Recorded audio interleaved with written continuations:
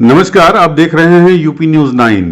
खबर कासगंज जिले से है। यहाँ हम बात करेंगे कासगंज के जयधर और पदारतपुर गांव के किसानों की, जो मक्के की फसल में दाना नहीं आने की समस्या से गहराई तक त्रस्त हैं। इस बार किसानों ने एनके सिजेंटा बीज कंपनी का 7750 नंबर का मक्का बीज 550 रुपए प्रति किलो के भाव से खरीदा था और करीब 1000 बीघा जमीन में मक्के की फसल बोई गई थी।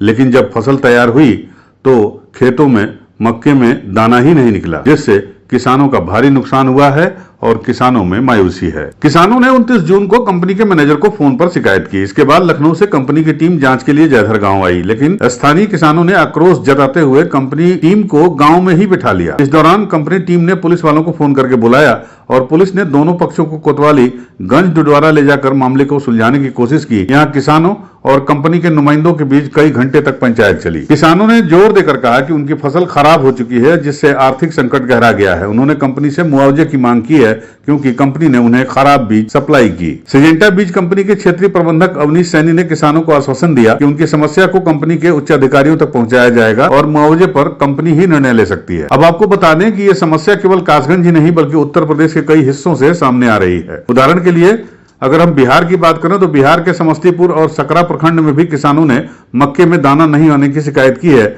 जिससे किसानों को भारी आर्थिक नुकसान हुआ है। यहाँ के किसानों ने भी खराब बीज और नकली बीज बेचने वालों के खिलाफ कार्रवाई की मांग उठाई है।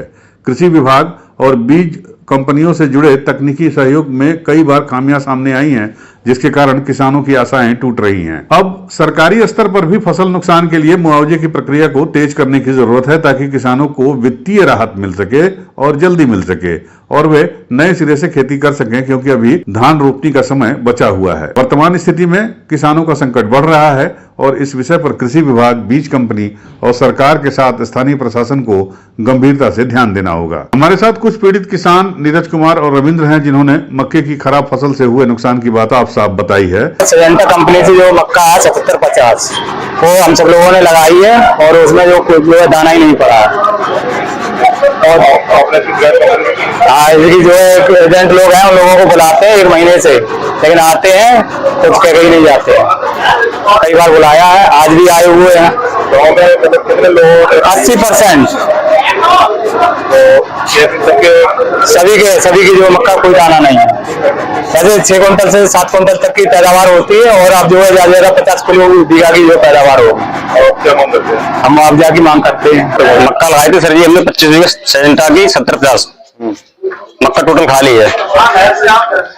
तो जो बीज लगाया है उसके कंपनी वालों ने शिकायत करी? कंपनी वालों से शिकायत की, वो आते हैं 2-4 बार आ चुके, वापसी चले जाते हैं, फिर देख लेंगे, अगली तारीख को देख लेंगे, 4-5 दिन का टाइम देके चले जाते हैं, फिर वापसी आते नहीं है, कोई सुनवाई नहीं कर रहे हैं। जैसे 1 बीघे में कितनी मक्का हो? 7.5 क्विंटल की। कितनी हुई है?